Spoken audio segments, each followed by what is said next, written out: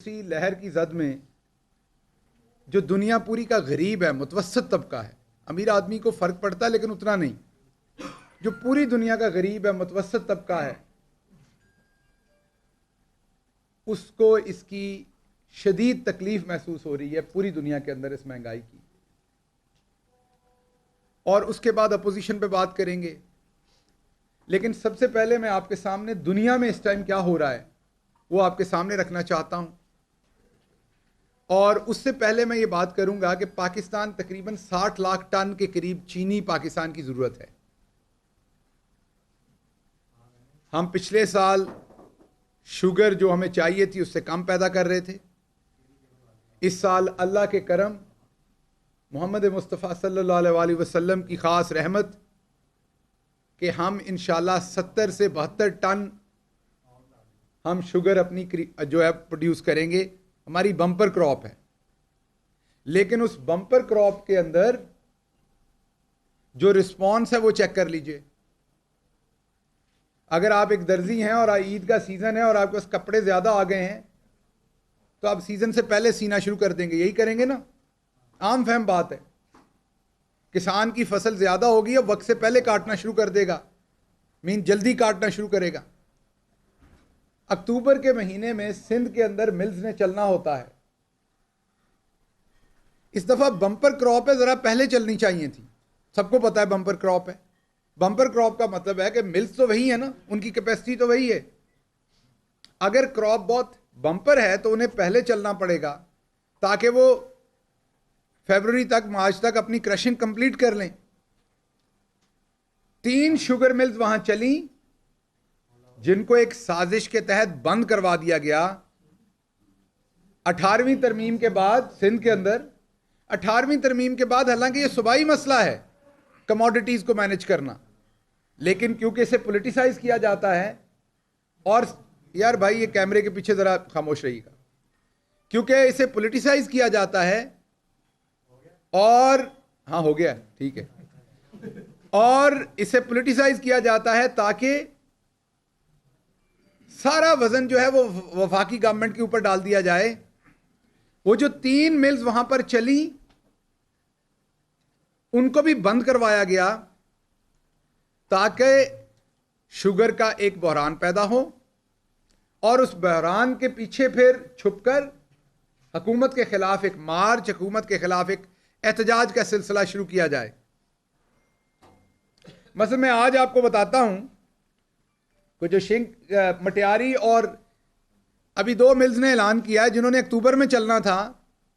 जो सबसे छोटी 2 मिलें हैं, किरण और मटियारी, जिनकी प्रोडक्शन सबसे छोटी है सिंध के अंदर, इन बड़ी मिल्स और छोटी को सबको अक्टूबर के महीने में चलना था। अब उन्होंने ऐलान किया है कि 10 नवंबर को वो चलेंगी।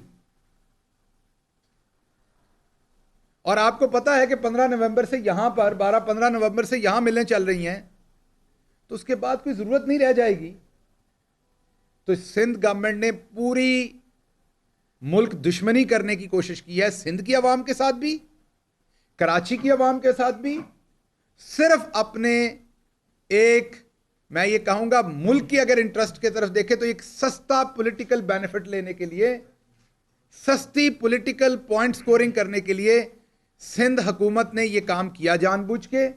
जो मिलें अक्टूबर में चलनी चाहिए थी उन्हें नहीं चलने दिया और उन्हें नवंबर में भी लेट चलाया जा रहा है, क्योंकि अभी मैंने आपको बताया किरण और मटियारी ने ऐलान किया, बड़ी मिल किसी ने नहीं किया।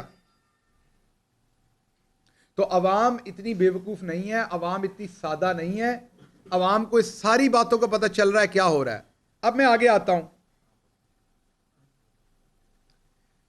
हुकूमत को आप वोट देते हैं, वोट किस लिए देते हैं? हुकूमत क्यों बनती है किसी मुल्क में भी? किसी मुल्क का भी एक कॉन्स्टिट्यूशन होता है, उस कॉन्स्टिट्यूशन के अंदर इलेक्शन होते हैं, वोट पड़ते हैं, अवाम हुकूमत को वोट देती है ताकि उनके पास पावर हो अपना एजेंडा भी लाने की और डे टू डे एडमिनिस्ट्रेशन करने की भी। एडमिनिस्ट्रेशन जैसा कि स्कूल कब खुलने हैं, बंद होने हैं, ताकि बच्चों को तालीम मिले, पुलिस का निज़ाम ताकि लोगों को सिक्योरिटी मिले, अशिया खुर्दोनोश की मूवमेंट का असूल कि दुकानें कितने बजे खुलनी है, कितने बजे बंद होनी है, कौन सी सड़क पर क्या चलना है, प्रायोरिटी दे देते हैं। जैसे आप कुछ सेक्टर्स को प्रायोरिटी दे देते हैं, बिजली किसको पहले मिलनी, गैस किसको पहले मिलनी है। ये सारे इख्तियारात हुकूमत के पास क्यों हैं? क्योंकि इससे सोसाइटी का एक नज़्म व नस्क चलता है। ये सारे इख्तियारात हुकूमत के पास इसलिए हैं, आपने देखा होगा जब कभी जंग लगने का समा होता है किसी मुल्क में भी, और अपने मुल्क में भी आपने देखा, तो तैयारी के सिलसिले में तमाम जो स्कूल हैं उनके अंदर कैंप बनाने की तैयारी की जाती है, हॉस्पिटल्स के अंदर कैंप बनाने की कोशिश की जाती है। किस लिए? ताकि अगर ऐसा कोई मामला हो तो अवाम को बचाया जा सके। मेडिकल कैंप्स हों, राशन के कैंप्स हों। लेकिन अगर कोई रोक दे उस टाइम इस काम से, जो बड़ा बुनियादी काम है हुकूमत का, जिसके लिए वो वोट लेके आती है, तो बताइए फिर किधर गया हमारा कॉन्स्टिट्यूशन, किधर गया आवाम के वोट का वो हक? तो सब कुछ खत्म हो गया फिर। अब हम ये देख रहे थे कि शुगर माफिया पाकिस्तान के अंदर क्या कर रही है। ये वो शुगर माफिया है जिन्होंने 9 से 11 साल कंपटीशन कमीशन ऑफ पाकिस्तान के अंदर अपने बंदे लगवाए पहले, फिर उनसे एक छोटा सा फाइन होने दिया कंपैरेटिवली 27 करोड़ का। 9 से 11 साल उस पर स्टे ऑर्डर रखा ताकि इनको कोई पूछ ना सके। जंगल का राज था। हमने आके कंपटीशन कमीशन को रिवाइव किया, मेरिट के ऊपर 40 अरब से ज्यादा के इनके ऊपर फाइन किए, महंगे वकील करके फौरन अदालतों में जाके स्टे लेके उसके पीछे घुस गए। आज तक वो रिकवरी नहीं हो सकी। एफबीआर का टैक्स चोरी किया जाता था। एफबीआर भी इनके नरगे में था, यरगमाल था इनके हाथों में। आपको पता है ये जो अशराफिया ये ऊपर सारे फैसलों में इन्वॉल्व होती है। क्या वो हमारी हुकूमत में इन्फ्लुएंस करने का कोशिश नहीं करते होंगे? बिल्कुल करते होंगे। लेकिन independently competition commission of Pakistan को रिवाइव किया हमने। जब हमने एफबीआर को रिवाइव करके दोबारा टैक्स असेसमेंट की और इनके ऊपर जो टैक्स एवेजन की हुई थी या टैक्स स्लिप किया हुआ था, जो वो 500 अरब का टैक्स इंपोज जब हुआ दोबारा, वो टैक्स रिकवरी इससे पहले कि गवर्नमेंट करती, उसके ऊपर फिर जाके अदालत से स्टे ऑर्डर ले लिया। अच्छा चलें, इसको भी छोड़ देते हैं, ये पैसा लेना है, इसकी भी बात हो जाएगी। 9 साल स्टे ऑर्डर चला, पहले इन्होंने लिए रखा, उसके बाद अभी 40 अरब फाइन हुआ उसका, उसके बाद आपने देखा कि मैंने बताया आपको कि 500 अरब उसका भी स्टे ऑर्डर। अब हमें गर्मियों में नजर आ रहा था कि इन्होंने क्रशिंग सीजन के करीब जाके तंग करना है, ब्लैकमेल करेंगे। क्यों? क्योंकि ये हमेशा क्रशिंग सीजन से पहले नून लीग की आखिरी हुकूमत से 27 अरब की सब्सिडी ली थी इन्होंने, याद होगा आपको। एक्सपोर्ट हमारी हुकूमत में ये एक दफा दी गई और उस पर भी हमने किस तरह का 5 अरब की, उस पर भी किस तरह का एहतसाब किया वो आपके सामने है, अपने लोगों का भी और इनका भी। अब इन्हें वो सब्सिडी तो मिलनी नहीं, तो हमें पता था इन्होंने ब्लैकमेल करना है, तो एक कानून बनाया। आप वोट देते हैं, एक बैठी हुकूमत का काम है अवाम को प्रोटेक्ट करने के लिए टाइम के ऊपर कानून बनाए। तो जून मई में एक कानून बनाया गया। बेशर्मी से जलसों में खड़े होकर कहते हैं कि चीनी डबल हो गई है, तो भाई कम से कम अपनी मिल की चीनी तो मत रोको, स्टे ऑर्डर पे वो तो बेचो जो रेट तय किया हुआ है आपने और हमने मिलके। एक तो मैंने दोबारा कहा कि अदालतों का एहतराम है, बसद एहतराम है, हाथ जोड़ के एहतराम है, लेकिन हाथ जोड़ के अदालतों से अपील की जाती है कि अगर सब कुछ हुकूमत के हाथ बन जाएंगे इन चोरों की मुशगाफियों की वजह से, तो फिर आवाम लुटती रहेगी और इररिपेयरेबल लॉस हो जाएगा आवाम को। जिस गरीब की जेब से आज जिसे 90 रुपए में 85 रुपए में चीनी मिलनी चाहिए, उसको अगर 120, 110, 130 पे लेनी पड़ रही है, तो बताइए उसका मदावा कौन करेगा? इस सेठ का मदावा तो हो गया जिसका पेट कभी नहीं भरा, ना 27 अरब की सब्सिडी लेके भरा, ना सारी जिंदगी शुगर की फसल को तबाह करने पे बड़ा, मिले वहां पे मैनेज कर लेके जाने पे। तो गरीब किधर जाए? इमरान खान गरीब की मदद कैसे करे बताएं आप? क्या इमरान खान के पास कोई बंदूक है? किसी को गोली मार दे जाके? कानून है ना, वजीर आजम है वो मुल्क के, वोट दिया था ताकि वो कानून बनाएं और उसको इंप्लीमेंट करें, उसके ऊपर तो स्टे ऑर्डर ले लिया जाता है। तो हाथ जोड़ के अदालत से इस्तदा है कि खुदारा सब चीजों में इनको स्टे ऑर्डर दें, जहां गरीब पिसरा हो वहां ना दें, हमारे खिलाफ दे दें, कोई सियासी मामला बिल्कुल दे दें। लेकिन यहां तो गरीब की जेब से 90 की बजाय 130 रुपया जा रहा है। इसको अदालत लगाएं, रात को लगाएं, दिन में लगाएं, किसी हमारे की गलती है उसको सजा दें, हमारी हुकूमत के किसी बंदे की गलती है उसको सजा दे दें, आज रात ही अदालत लगाएं। क्या यहां हफ्ते वाले दिन अदालत नहीं लगती पहले? तो आज क्यों नहीं लगाते आप अदालत? कल क्यों नहीं लगाते? सुबह क्यों नहीं ऐलान करते कि इसका लगातार फैसला? आप मीडिया को भी एक्सेस दें, अदालत में कैमरे लगे हो लाइव, कल सुबह 9 बजे इसके ऊपर बात शुरू हो और जब तक फैसला ना हो अदालत बंद ना हो। पूरी दुनिया में महंगाई है, ना हुकूमत, ना अदालत, ना शुगर मिलों के मालकान, ना सहाफी, कोई गरीब को अकेला नहीं छोड़ सकता। प्राइम मिनिस्टर साहब ने भी अटक में तकरीर करते हुए यही गुजारिश की थी। दोबारा दस्त बदस्त गुजारिश है कि खुदारा जो आम आवाम है उसके साथ सारे तबके खड़े हो जाएं, मीडिया भी खड़ा हो जाए। मैं मानता हूं कुछ मीडिया की अपनी शुगर मिलें भी होंगी, मैं उनसे भी गुजारिश करता हूं खड़े हो जाए। अब आगे चलते हैं, कीमतों की बात, पेट्रोल पे बात की जाती है बहुत ज्यादा। हम जब यहां पे आपको आलमी के अंदर ये 108 रुपए पे है इंडियन रुपयों में, और इंडियन रुपयों में 100 रुपए पे है, और वह शर्म दिला रहे हैं कि पूरे खित्ते में श्रीलंका, अफगानिस्तान, बांग्लादेश, सारी जगहों पर, नेपाल, सारी जगहों पर अगर आप देखें तो इंडिया का पेट्रोल सबसे महंगा है। लेकिन कांग्रेस पार्टी एक और बात भी कह रही है, कीमियादान साहब गौर से पढ़ें, वो जो आपकी शैतानी आंख है ना, मीन ऐनक, वो लगा के पढ़ें। ये कांग्रेस के चार्ट में भी सबसे ज्यादा सस्ता तेल दुनिया में पाकिस्तान में है, इस रीजन के अंदर। ये मैं नहीं कह रहा, ये इंडिया की कांग्रेस कह रही है, ये इंडिया की एक पार्टी कह रही है, जो मेरा ख्याल पाकिस्तान की खैरख्वाही तो कभी नहीं करेगी, आप सबको पता है। तो ये हिंदुस्तान की दूसरी बड़ी पार्टी, या शायद बराबर की बड़ी पार्टी, क्योंकि बीजेपी इस टाइम गवर्नमेंट में है, तो दो ही पार्टीज है वहां बड़ी, जो दूसरी बड़ी पार्टी है कांग्रेस, ये वो कह रही है कि पूरे खित्ते में सबसे सस्ता तेल पाकिस्तान में है और सबसे महंगा तेल हिंदुस्तान में है, और वो शर्म दिला रही है अपनी पार्टी को कि सस्ता करें, साथ आपको भी शर्म दिला रही है कि झूठ ना बोलें वहां का नाम लेके। अभी मैंने आपको याद करवाना है, 2016-17 में पेट्रोल की कीमत हो गई थी, ऑयल की कीमत हो गई थी दुनिया में $27 फी बैरल,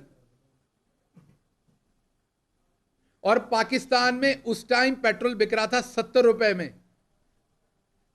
मैं रिपीट कर रहा हूं, बैरल की कीमत इंटरनेशनली थी 27, पाकिस्तान में पेट्रोल बिक रहा था 70 रुपए फी लीटर में।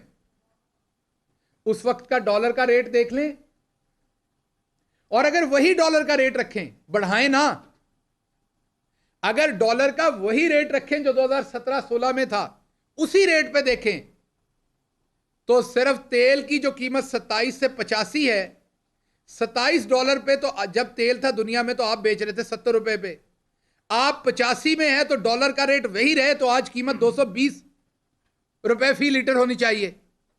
हिसाब निकाल ले, आजकल तो आपको कुर्सियां भी नहीं गिननी पड़ती, परवेज रशीद साहब आप हिसाब कर लें। और अगर डॉलर का रेट एडजस्ट कर दिया जाए तो ये 300 रुपए लीटर से भी ऊपर चला जाएगा। तो ये तो इनकी करतूतें थी, और ये कार्टून है डार साहब के जमाने का, मैंने नहीं, मीडिया ने प्रिंट किया हुआ है उस जमाने का। उन्होंने कहा था, हमारी एक बहन है जो बगैर गुमनाम कालम लिखती हैं, तो उन्होंने चंद दिन पहले पूछा था जब वजीर आजम साहब की तकरीर हुई थी कि ये कुव्वत खरीद के हिसाब से बात होती है, तो यहां पर लिखा हुआ है तो फिर जाओ आलमी मंडी से पेट्रोल खरीद लो अगर आपकी कुव्वत खरीद कम है। ये अखबार ने छापा हुआ है, मैंने नहीं, इसहाक डार साहब का। ये उस जमाने की बात है कि अगर यहां पे तेल महंगा लगता है तो आलमी मंडी से खरीद लो। तो मैं अपनी उस बहन से भी रिक्वेस्ट करूंगा, मैं भी नाम नहीं ले रहा उनका, अब तो हम गुमनाम बातें करते हैं ना, गुमनाम किस्म के नावल, किस्से, कहानियां, डाइजेस्ट तो सुने थे हमने, और रेलवे स्टेशन के फाटक के साथ मिला करते थे। लेकिन अब ये गुमनाम कॉलम, बीबीसी के गुमनाम कॉलम, पता नहीं क्या लिखते हैं इसमें जो गुमनाम लिखना पड़ता है।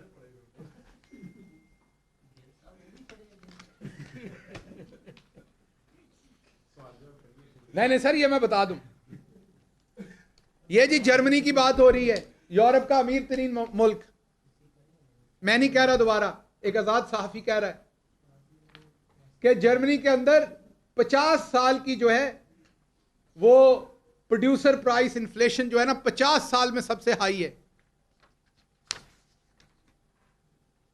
ये कहा जा रहा है कि 1000% गैस की कीमतें दुनिया में बढ़ गई हैं। नेस्ले, सारे बड़े शौक से पानी पीते हैं आप लोग, और नेस्ले वाले मेरे ते केस ना कर दें, बड़ी छेती केस कर दे हो, चंगी गल ही कहन लगा, कोई भैड़ी नहीं कहन लगा, चंगी कंपनी हो तुसी।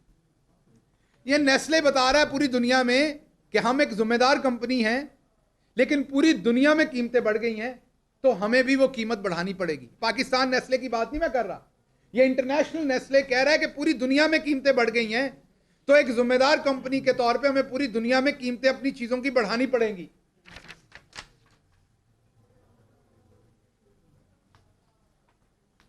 ये सीटीवी न्यूज कह रहा है कि यूनाइटेड नेशन कह रहा है कि पूरी दुनिया इस टाइम खुराक, जो खाने पीने की चीजें हैं, उसकी हाईएस्ट जो प्राइसेस हैं उसकी जद में है। ये एक जरीदा है मार्केट वॉच, अमेरिका का बहुत मशहूर, वो कह रहा है कि 30 साल की हाईएस्ट इन्फ्लेशन है अमेरिका के अंदर, 30 साल की हाईएस्ट इन्फ्लेशन है अमेरिका के अंदर। ये मार्केट वॉच जो जरीदा है अमेरिका का वो कह रहा है। अब ये सबसे इंपॉर्टेंट है आपके लिए, यहां हो तो क्यामत बर्पा कर दी जाए, एक हश्र बर्पा कर दिया जाए। जर्मनी के बारे में बताया जा रहा है कि क्योंकि कोयला बहुत महंगा हो गया है, क्योंकि कोयला बहुत महंगा हो गया है, इसलिए जर्मन कोल फायर्ड प्लांट जो थे उनको बंद कर दिया गया है, क्योंकि कोयला खत्म हो गया है। जो जर्मनी में कोयले से चलने वाले प्लांट थे उनको बंद कर दिया गया क्योंकि जर्मनी के पास कोयला खत्म हो गया, क्योंकि मार्केट में बहुत महंगा है। अगर उस महंगे पे खरीदेगा तो अवाम बिजली नहीं दे सकती। और आज के अखबारों में बड़ी हेडलाइन थी, पाकिस्तान के अंदर बिजली महंगी हो गई, ऐसे लगा जैसे बड़ा जुर्म हो गया। यहां पर पूरी बात नहीं बताई जाती।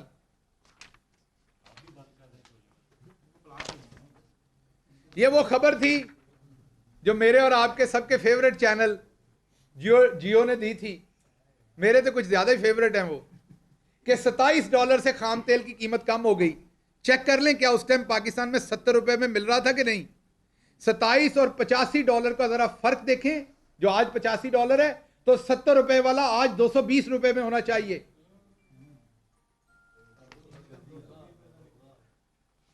ना करो अच्छा जी, ये आपके साथ वाला देश जो हमारे इधर रायवंड में कुछ लोग रहते हैं उनको बहुत पसंद है, ये इत्थे भी एक अद्धा बंदा इहो जिहा काम करता है। इंडियन एनर्जी क्रंच, इंडिया में 2 से 3 घंटे जो बिजली घर है उनको बंद किया जा रहा है, पावर प्लांट्स को, ताकि जो कोयला थोड़ा सा रह गया है उसको लंबा अरसा इस्तेमाल किया जा सके। ये दोबारा मैं खबर आपको इंटरनेशनल बता रहा हूं। यह खबर है जी कि कनाडा की 2003 के बाद हाईएस्ट इन्फ्लेशन इस टाइम चल रही है। 2003 के बाद हाईएस्ट इन्फ्लेशन कनाडा में चल रही है।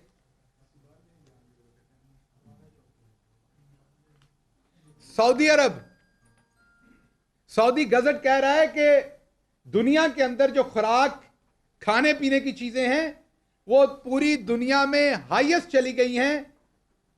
पिछले कई अशरों, कई दहाइयों की निस्बत पूरी दुनिया में खाने पीने की चीजें हाईएस्ट लेवल पे चली गई हैं। जापान कह रहा है कि बहुत ज्यादा बिजली महंगी हो गई है जापान में।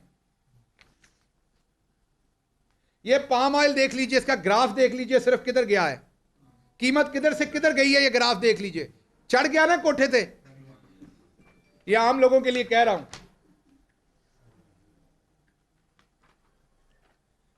अच्छा, अब आप कहेंगे पाम ऑयल ना खाएं, कई लोग कह देंगे शौक से कि जी पाम ऑयल ना खाओ, कुछ और खा लो। ओ भाई, सारे तेल ही बढ़ गए।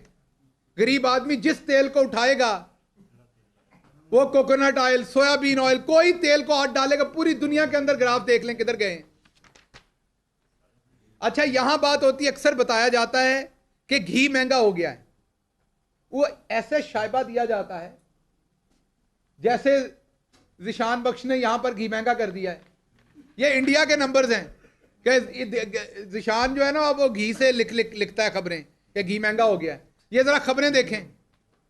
इंडिया में जो 430 रुपए का घी था सितंबर 2020 में, जो 430 रुपए के घी की पैकिंग थी, वो आज 729 रुपए की इंडियन रुपयों में है।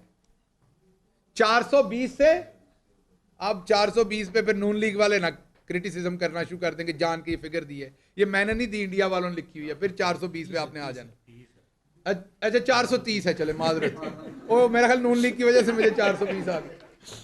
तो ये 430 से 729 इंडियन रुपीस में चली गई, ऑलमोस्ट आपके सामने डबल के करीब। ये वो तमाम कमोडिटीज हैं, कोई 90% बढ़ गई, कोई 80%, कोई 87%, जितनी भी हमारी जरूरत की हैं। कुछ अमीरों की जरूरत की हैं, ऑफ कोर्स, कॉफी, कॉर्न, लेकिन कॉर्न तो नहीं, मकई तो सारे लोग ही खाते हैं, लेकिन कुछ चले अमीरों की। लेकिन इवन कपास 42% इसमें बढ़ गई है। पहले मैंने आपको कहा था कोठे पे चढ़ने की मिसाल दी थी, ये प्लाजे पे चढ़ गई है। बरतानिया की बिजली की कीमत, यह ग्राफ देख लें किधर गया है। ये मैं मियां असलम साहब ग्राफ पढ़ने के एक्सपर्ट है, तो ये आप देख लें कि ग्राफ जो है इलेक्ट्रिसिटी का किधर गया है। ये यूके के अंदर है।